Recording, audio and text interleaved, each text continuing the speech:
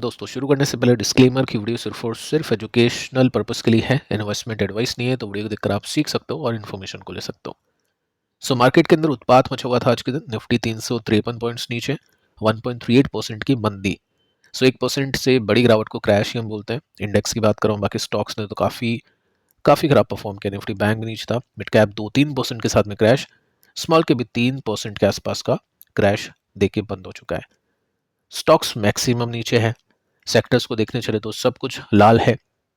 Realty आप देख सकते हैं सबसे ज़्यादा पिटा, निफ्टी, एनर्जी, आईटी, फार्मा सब कुछ नीचे जाके बंद हुए।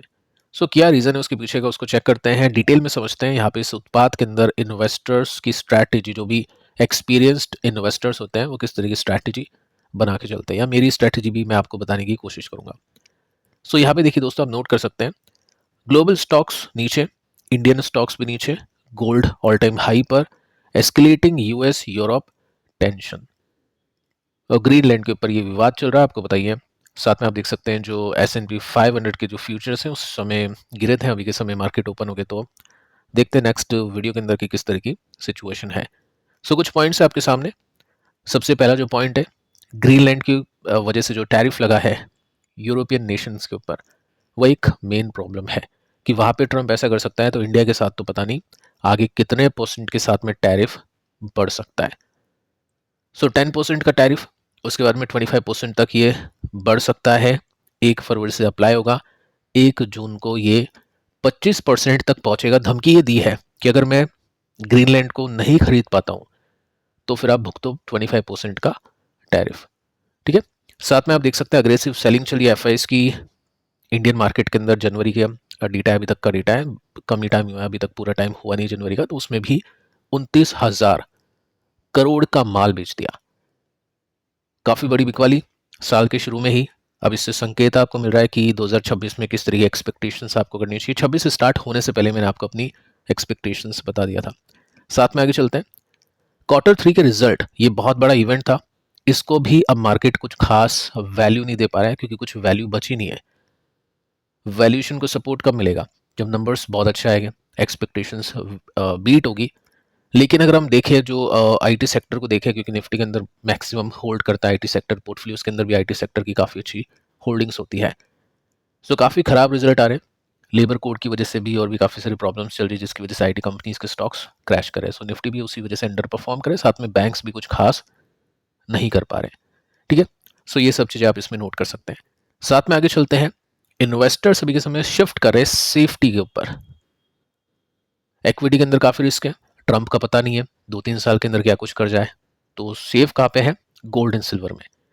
गोल्ड एंड सिल्वर के अंदर रश है, और ये इंडिकेशन आपको 2026 के स्टार्टिंग में मिल चुका था। डेटा को देखकर हमने डिस्कशन भी किया था। गोल्ड अभी के समय काफ़ी ऊपर जा चुका है, सिल्वर भी ऑल टाइम हाई पर जा चुका है। ठीक है, आगे चलते हैं। बजट 2026 नेगेटिवली देखा जा रहा है अभी के समय। एक आर्टिकल मैंने आपको दिया था, आपको याद होगा, तो थोड़ा सा मैं आपको बताने की कोशिश करता हूँ इसी वीडियो के अंदर। 2 इवेंट थे मेन। Q3 के रिजल्ट जो प्ले नहीं कर पा रहे बुल मार्केट के अंदर या बुलिश प्ले के लिए। सेकेंड था बजट। बजट की भी अब एक्सपेक्टेशंस काफ़ी खराब है। आप देख सकते हैं इन्वेस्टर्स अभी के समय कुछ खास नहीं करे, नहीं तो बजट जब भी आता है ना तो क्या होता है, इन्वेस्टर्स की बाइंग शुरू हो जाती है, क्योंकि बजट के अंदर अच्छा ही सुनने को मिलता है मोस्टली। लेकिन यहाँ पे वेट एंड वॉच की अप्रोच फॉलो की जा रही है, क्योंकि इन्वेस्टर्स को ऐसा लग रहा है कि 1 फरवरी को बजट शायद अच्छा नहीं आए। ठीक है, ये मैं आपको बता देता हूँ। यहाँ पे एक आर्टिकल मैंने आपके साथ में शेयर किया था, जिसमें मैंने पिछले वीडियो के अंदर डिटेल में आपको बताया था कि क्यों एक्सपर्ट को ऐसा लग रहा है कि इस बार बजट के अनाउंस होते ही मार्केट के अंदर बहुत बड़ी बिकवाली होगी, सेल ऑफ होगा, क्रैश हो सकता है मार्केट बजट के अनाउंसमेंट के बाद। क्यों लगता है ऐसा, वो चीज़ आप देख लेना, पिछले वीडियोस के अंदर डिटेल में हमने एक्सप्लेन किया है। ठीक है, साथ में आप देख सकते हैं हैवी वेट जो कंपनीज हैं, बैंक से रिलायंस की हालत खराब है, रिजल्ट अच्छे नहीं थे, टैरिफ की चिंता। आईसीआईसी बैंक, इन्फोसिस, टीसीएस काफ़ी ज़्यादा प्रेशर में थे, तो इस वजह से काफ़ी बड़ी बिकवाली यहाँ पे हमने देखी निफ्टी के अंदर और बाकी जो स्टॉक्स हैं एंड पोर्टफोलियोज हैं उनके अंदर। साथ में देखिए दोस्तों, यहाँ पे मेंशन कर रखा है कि जो ट्रंप का टैरिफ है, इन्वेस्टर्स की शॉर्ट टर्म, मीडियम टर्म, साथ में लॉन्ग टर्म की जो स्ट्रैटेजी है, इन्वेस्टिंग की क्या हो सकती है। और ये जो स्ट्रैटेजी है गोल्ड, सिल्वर, इक्विटीज तीनों के लिए बताई गई है।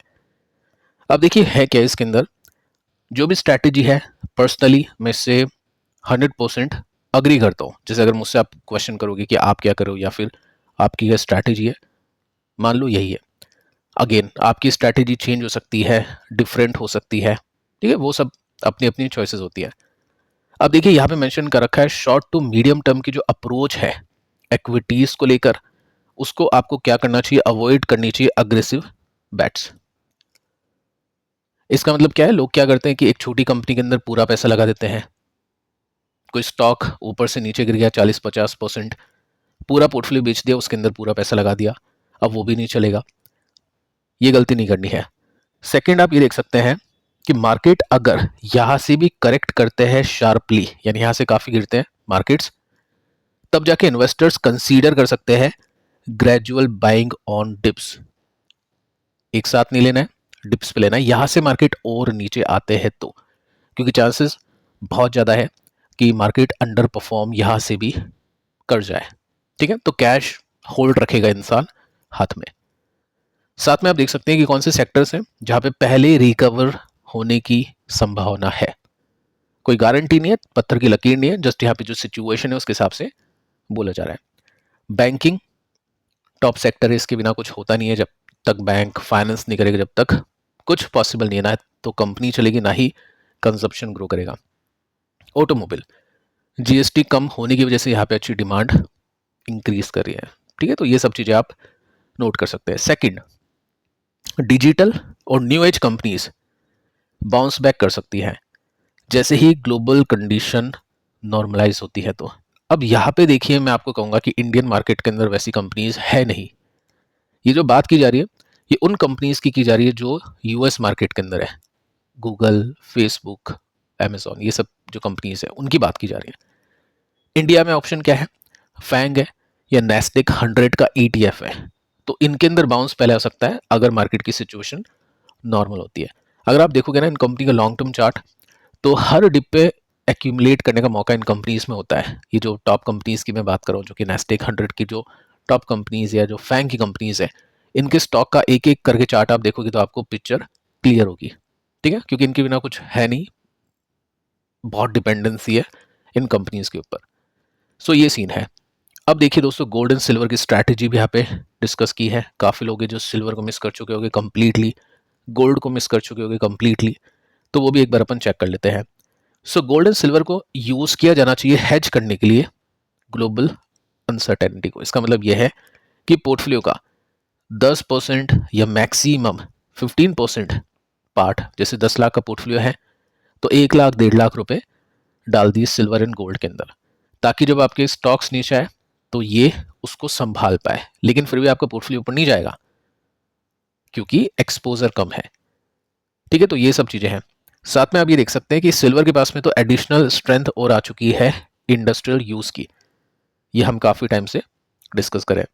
तो सेफ्टी अप्रोच तो इसके अंदर है, साथ में जो यूज है इंडस्ट्रियल उसकी भी डिमांड आ चुकी है, तो सिल्वर ज्यादा चलेगा। ये मैं आपको कब से कह रहा हूँ। और सिल्वर की प्राइसेस आप देख सकते हैं काफी इंक्रीज कर चुका है। रिस्क है, डेफिनेटली रिस्क है। अब देखिए यहाँ पे क्या मेंशन कर रखा है, इन्वेस्टर्स एडवाइज किए जाते हैं कि ग्रेजुअली बिल्ड करिए अपनी पोजीशन सिल्वर एंड गोल्ड के अंदर for long term goals. Short term के लिए मत करो। शॉर्ट टर्म के लिए क्यों मत करो, क्योंकि सिल्वर जब घूमेगा तो नुकसान होगा। शॉर्ट टर्म वाले वो प्ले करेंगे जो मोमेंटम चेस करते हैं, जो प्रॉपर ट्रेडिंग जानते हैं, प्रॉपर स्टॉप लॉस लगाना जानते हैं, प्रॉपर चार्ट देखना जानते हैं कि जब रिवर्सल होगा तो मैं उसको बेचूंगा। वो वाले जो इन्वेस्टर्स हैं वो डेफिनेटली अभी के समय फोकस करेंगे। लेकिन कोई ये सोच रहा है कि नहीं मैं होल्ड कर लेता हूँ, अभी 1 साल तक पैसा बनेगा, बीच बीच में काफ़ी डिप्स आएगी और पता नहीं कौन सा डिप कितना बड़ा होगा। सो टेक्निकल जो अप्रोच फॉलो करते हैं वो गोल्ड एंड सिल्वर के अंदर अभी भी पैसे लगा रहे हैं और अभी भी पैसे कमा रहे हैं। ठीक है, तो वो चीज़ आपको ध्यान में रखनी है। सो निफ्टी की सिचुएशन आपके सामने है। निफ्टी ने फाइनली कर दिया है एक ब्रेकडाउन। ब्रेकडाउन के बाद में गिरावट की एक्सपेक्टेशन, ऐसे नहीं कह रहा हूँ कि कल ही मार्केट और गिरेगा, लेकिन ट्रेंड इसका चेंज हो चुका है। जो साइडवेज था वो अब नेगेटिव हो चुका है। अब अगले सपोर्ट्स को देखेंगे। अगला सपोर्ट जैसे ये हो चुका है, उसके बाद का सपोर्ट ये चुका है। तो ये सब चीज़ें आपको देखनी पड़ेगी। जैसे अगर हम देखें कि जो नियर बाय सपोर्ट है यहाँ से 2.5 से लेकर 3% और दूर है, तो इतना 2-3 दिन अगर निफ्टी गिर भी जाता है तो नॉर्मल है। तो ये कुछ सपोर्ट्स के लेवल है जो कि काम में आएंगे। किन के काम में आएंगे? इन्वेस्टर ये सोचेगा चलो यार यहाँ तक मेरा पोर्टफोलियो गिर सकता है, ट्रेडर ये सोचेगा चलो निफ्टी को शॉर्ट करते हैं या कोई पुट बाय करते हैं। ठीक है, तो उस बेसिस पे अपन ये चीज़ें देखते हैं। साथ में हम देखते हैं अब कंपनीज को, स्टॉक्स के ऊपर बातचीत करते हैं कि कौन कौन सी कंपनीज में कैसे रिएक्शंस निकले Q3 के रिजल्ट के। साथ में जो कॉनकॉल है वो भी आई है। LTI में एंट्री के लिए काफ़ी कमेंट्स आए थे कि अभी गाइडेंस आई नहीं है तो क्या हो गया, कल आएगी तो अब बताइएगा, उसको चेक करते हैं। सो देखिए फर्स्ट कंपनी है IRFC। रिजल्ट आए थे इसके, स्टॉक ओपन हुआ था ठीक, बट उसके बाद में जो सेलिंग आई उसकी वजह से 4% नीचे जाके बंद हुआ। इसका मतलब रिएक्शन कुछ ऐसा है कि रिजल्ट इतने कुछ खास खराब नहीं थे। एक्सपेक्टेशन का डेटा मैंने आपके साथ में शेयर किया था, नंबर्स थोड़े से मिक्स थे। सो वैसे ही एक्शंस यहाँ पे देखने को मिले। गाइडेंस देख लो, कमेंट्री देख लो, काम है आपके लिए, मतलब काम आएगी आपके लिए, क्योंकि आगे चल के जो भी होगा, जो भी पैटर्न बनेगा वो सब चीज़ें इसी के ऊपर डिपेंड करती है। सो कंपनी के मैनेजमेंट ने बोला है कि रेवेन्यू कंपनी का ऊपर जाएगा नेक्स्ट क्वार्टर में या फ्रॉम नेक्स्ट क्वार्टर, यानी अगले क्वार्टर से आपको जो रेवेन्यू है वो अब ट्रेंड में जाता हुआ देखने को मिलेगा। अभी के समय तो न्यूट्रल था। साथ में आप देख सकते हैं कि कंपनी ने बोला है कि हम फंड करेंगे ओनली सरकारी एंटिटीज को, ताकि एनपीए नहीं हो। कंपनी ने अभी भी अपना जो ट्रैक रिकॉर्ड है 0 एनपीए का उसको मेंटेन कर रखा है। अगर आप देखोगे ना इसके एनपीए जाके screener.in पे तो आपको दिखेगा ही नहीं, 0 है, क्योंकि सरकार को लोन देती है, सरकारी जो भी प्रोजेक्ट होते हैं उसको फाइनेंस करती है और सरकार की तरफ से पैसे मिल जाते हैं इसको, तो एनपीए नहीं हो पाता है। सो वही चीज़ है यहाँ पे। सो सिचुएशन कुछ ऐसी है, 50% नीचे बेस बनाने की कोशिश करा है। डाउन ट्रेंड यहाँ पे कंप्लीट हुआ, ये साइडवेज में, अगर वापस से गिरता है तो वापस से डाउन ट्रेंड। तो इन्वेस्टर्स की वही स्ट्रैटेजी है। शॉर्ट टर्म के लिए तो यहाँ पे कुछ है नहीं, शॉर्ट टर्म के लिए तो ये पैटर्न होते हैं। For long term investors accumulate कर रहे हैं पोर्टफोलियो की साइज के हिसाब से, जो भी वेटेज देते हैं रेलवे कंपनीज को उसके बेसिस पे। बाकी ट्रेंड तो अभी फिलहाल के लिए तो नेगेटिव ही आप इसका मान के चल सकते हैं। साथ में टाटा कैपिटल, स्टॉक ने कुछ नहीं किया खास, इट मीन्स गिरा नहीं, बहुत अच्छी बात है। रिजल्ट इसके ठीक थे, पता नहीं क्यों गिरा, पता नहीं क्यों नहीं गिरा, क्योंकि यहाँ पे EPS मिस था 10% के साथ में। सो देखते हैं कल क्या होता है। बाकी हाँ, स्टॉक काफ़ी स्लो है, ये सपोर्ट टू रेसिस्टेंस के हिसाब से चल रहा है, अब ज़्यादा कुछ गैप है नहीं यहाँ पे रेसिस्टेंस के बीच में। इसके बाद में हैवल्स, काफ़ी बड़ी बिकवाली, 7% के साथ में स्टॉक क्रैश हुआ। ओपनिंग कैसी थी? ओपनिंग ठीक थी, बट उसके बाद में जैसे जैसे मैनेजमेंट की गाइडेंस आती रही वैसे वैसे माल इसमें बिकता गया। 57 का पी हो चुका है अब इसका, और इसमें गाइडेंस देख लो। सबसे पहले आप EPS मिस बाय 5%, ज़्यादा कुछ बड़ी बात है नहीं, लेकिन गाइडेंस कैसी है देखिए। कंपनी ने साफ साफ बोल दिया है कि कंपनी कहना चाह रही है कि कंपनी आशावादी है, कंपनी एक्सपेक्ट करी, कंपनी होप करी है फॉर स्लो डिमांड रिकवरी, यानी डिमांड रिकवर हो सकती है। इंडस्ट्री के अंदर काफ़ी सारे चैलेंजेस है, प्राइस इंक्रीज हो चुके हैं इनके कमोडिटी के। देखो किसी ने यह भी क्वेश्चन किया था कि सिल्वर एंड कॉपर जो अभी बढ़ रहा है उसकी वजह से क्या उन कंपनीज के प्रॉफिट के मार्जिन कम हो गए जो इनको यूज़ करते हैं? डेफिनेटली कम हो गए। आपका रॉ मटेरियल का प्राइस इंक्रीज कर रहा है, आपके कच्चे माल के प्राइसेस बढ़ रहे हैं, ये अभी मेजर प्रॉब्लम चल रही है सेमीकंडक्टर कंपनी में, बैटरी कंपनीज में, सोलर कंपनीज में, क्योंकि सोलर जो पैनल होते हैं उसके अंदर सिल्वर यूज़ की जाती है। तो सोलर वो जो कंपनीज हैं वो स्टॉक्स अभी इसलिए नीचे हैं क्योंकि इनके कच्चे माल के प्राइसेस काफ़ी इंक्रीज कर चुके हैं, तो इनको अपने प्राइसेस बढ़ाने पड़ेंगे और उस बेसिस पे कंपनी की सेल्स कम होती है, प्रॉफिट के मार्जिन भी टूट जाते हैं। ठीक है, तो वो पॉइंट है। सो वो हैवल्स के अंदर भी चल रहा है, कॉपर के प्राइसेस इंक्रीज कर चुके हैं, तो केबल वायर ये सब चीज़ों में काफ़ी खर्चा होगा। पॉलीकैप के अंदर भी यही सिचुएशन थी कि प्रॉफिट के मार्जिन कम हो गए, लेकिन उसकी गाइडेंस अच्छी आ गई तो स्टॉक चल पड़ा। यहाँ पे क्या है, गाइडेंस खराब है। कंपनी ने बोला है कि जो भी समर प्रोडक्ट्स हैं जो गर्मियों में यूज़ किए जाते हैं, AC हो गया, उनकी जो इन्वेंट्री है उसको क्लियर करना है। यानी जो माल बिका नहीं पिछले साल, वीक सीजन था उस वजह से, सर्दी शायद पहले आ गई, बारिश ज़्यादा हो गई उस वजह से, तो पहले अपने को वो वाला माल बेचना है। और वो बिकने में काफ़ी टाइम लगता है, कभी नहीं बिकता है, कभी सस्ते में बेचना पड़ता है, तो फिर वो प्रॉफिट को नहीं दे पाता है कुछ खास। साथ में आप देख सकते हैं कि कंपनी ने बोला है कि शॉर्ट टर्म में demand could be affected by rising raw material prices. साफ बोल दिया कंपनी ने, पॉलीकैब ने बोला ये हम झेल लेंगे, अच्छा कर देंगे। कंपनी ने बोला नहीं, डिमांड गिरेगी और कच्चे माल के प्राइसेस भी बढ़ चुके हैं, तो ये प्रॉब्लम थी। सो इसकी वजह से आप देख सकते हैं यहाँ पे 10 बजे के आसपास ये न्यूज़ आती है और उसकी बेसिस पे स्टॉक गिरना शुरू कर देता है। सिचुएशन कुछ ऐसी है कि स्टॉक ऑलरेडी 36% गिर चुका है, अच्छे प्राइसेस पे है, परसेंटेज बेसिस में डिस्काउंट अगर मैं देखूँ उस बेसिस पे, बाकी जो सपोर्ट है अगला वो 12% नीचे है। तो बहुत ही नॉर्मल होता है 12% गिर जाना कुछ ही टाइम में या 2-3 महीनों के अंदर। सो वो सिचुएशन यहाँ पे इन्वेस्टर सब एक्सपेक्ट करेगा। सो अब दोस्तों आते हैं एलटीआई माइंडट्री के ऊपर। 7% का क्रैश, ओपनिंग ही वीक थी, इट मीन्स नंबर्स अच्छे नहीं लगे इन्वेस्टर्स को। 7% का क्रैश, ईपीएस मिस बाय 1%, बहुत बड़ा गैप नहीं है, गाइडेंस एक मेजर रोल प्ले करेगी, वो आपके सामने। 20 जनवरी आज का मार्केट है, 8:45 यानी मार्केट खुलने से थोड़ा सा पहले ये गाइडेंस मार्केट के अंदर आउट होती है और उसके बेसिस पे गैप डाउन ये खुलता है। सो कंपनी एंटिसिपेट करिए, कंपनी एक्सपेक्ट करिए कि गोल अचीव कर लेंगे हम डबल डिजिट का Q4 फाइनेंशियल ईयर 26 में। तो ये तो ठीक है, कोई दिक्कत यहाँ पे नहीं है। आगे चलते हैं, साथ में आप ये देख सकते हैं कि जो वेजेस है, जो सैलरीज है एम्प्लॉयज की, वो इंक्रीज हुई है और उसकी वजह से Q4 फाइनेंशियल ईयर 26 और Q1 फाइनेंशियल ईयर 27, यानी Q4 और अगला जो क्वार्टर होगा Q1, ये अफेक्ट करेगा 50% एम्प्लॉयज की जो सैलरी इंक्रीज हो चुकी है वो Q4 में ही इंपैक्ट होने वाली है, यानी प्रॉफिट के मार्जिन टूटेगा इसके।